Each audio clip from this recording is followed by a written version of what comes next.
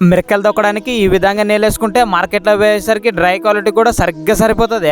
అయినా ఇప్పుడు ఈ మిరకలకి నీళ్ళైతే పోసాము, కడవలతో బకెట్తో సపరించి కారేతట్లే పోసినా తెమ్మ అయినా సరే ఏం పర్లేదు. అది ఎలా అనేది ముందు చెప్తాను. మాకైతే పైప్తో కొట్టడానికి అనుకూలంగా ఉండదు కాబట్టి ఇంకా మేమైతే పైప్తోనే కొడతాం అనమాట. ఇంక మొత్తం కొట్టిన తర్వాత మరి తార్పాలు కూడా గొప్పకేసి మరి దానిపైన కూడా కొడతాం. ఎందుకంటే తార్పాలు చాలా తెల్లగుండదు, గాలి పోయేసి ఇంకా మిరకాయలు కూడా మెత్తబడేలా వనకేసి ఇంకా పైన కొట్టినట్లు అనమాట. మరి మధ్య రకం కాయలకు కూడా నీళ్ళు కొట్టుకేసి కుప్పిడిచామన్నమాట. మరి 2 గంటల కరెక్ట్ సమయం అయిపోయిందేమో వెంటనే తిరిగేసేయాలన్నమాట. ఎందుకంటే మనం ఫుల్ కారేతట్లు నీళ్ళు పోసినా పర్లేదు, పైన డెప్పి మాటకే నానింటది అనమాట. ఈ టైం వరకు అతికినా మరి అదే ఇంత కొద్ది లేట్ చేసామనుకో ఇత్తనం కూడా ఫుల్ తెంపడుతుంది అనమాట. ఇంకా ఆరచి తొక్కినా సరే మార్కెట్లో పోయేసరికి ఆ ఇత్తనం కూడా తెంప మరి డెప్పు పట్టుకుని మరి డెప్పు మెత్తబడి పెడుస్తుంది అనమాట. మార్కెట్లో పోయేసరికి అదే డెప్పు మాత్రమే నానింటది కాబట్టి ఇట్లా దొక్కన మీద ఇత్తనం నానిండేది కాబట్టి ఆ డెప్పుకుని తెమ్మ ఇత్తనం పిలుచుకుంటుంది అనమాట. ఇంకా మార్కెట్లో పోయేసరికి డ్రై క్వాలిటీ సరిగ్గా సరిపోతుంది. మీకు డౌట్ ఉంటే సబ్స్క్రైబ్ చేసుకొని ఫాలో అవ్వండి. మార్కెట్లో పోయిన తర్వాత మీకే చూపిస్తాను.